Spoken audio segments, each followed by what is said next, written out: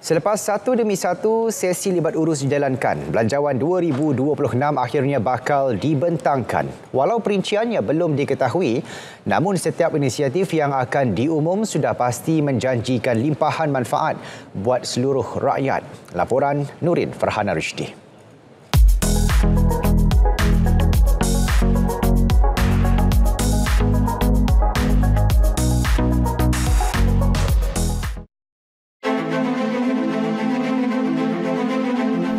Belanjawan 2026 adalah belanjawan pertama di bawah RMK 13.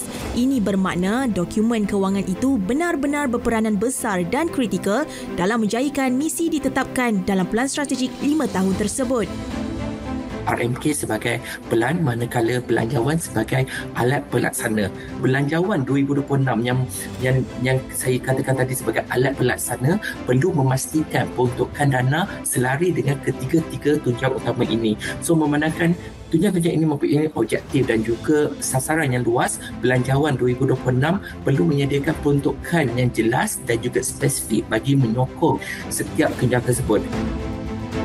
Belanjawan keempat Kerajaan Madani dijangka beri fokus kepada pembinaan kapasiti institusi, infrastruktur asas selain program kemahiran dan R&D yang berperanan sebagai pengganda ekonomi.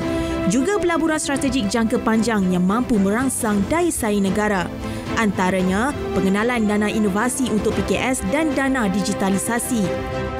Strategi pertumbuhan perlu berpaksikan penyesuaian fizikal yang sesuai dan juga adil. Ini termasuk usaha mengurangkan kebocoran fizikal, memperluaskan asas cukai secara progresif serta melaksanakan peralihan subsidi yang lebih rasional.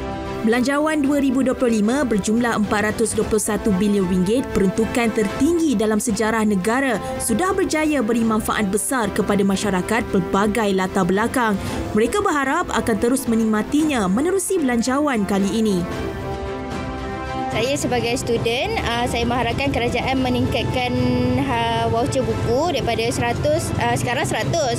Mungkin boleh naikkan 150 ataupun 200 sebab saya suka membaca buku dan harga buku sekarang pun mahal. Saya berharap agar ada potongan cukai yang lebih diberikan kepada golongan M40 seperti kami.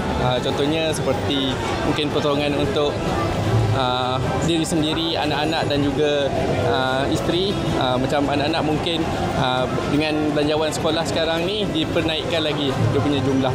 Saya berharap agar belanjawan ni menitik beratkan dari segi infra, contoh menambah tarafkan klinik kesihatan yang sedia ada, mungkin menambah baik sistem apa semualah. Jadi kita yang warga Gembas ni perlu contoh sekarang betul-betul panjang.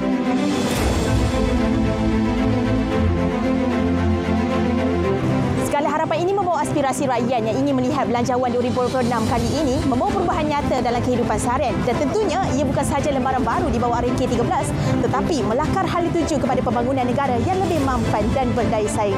Nurin Farhana Rishdi, RTM.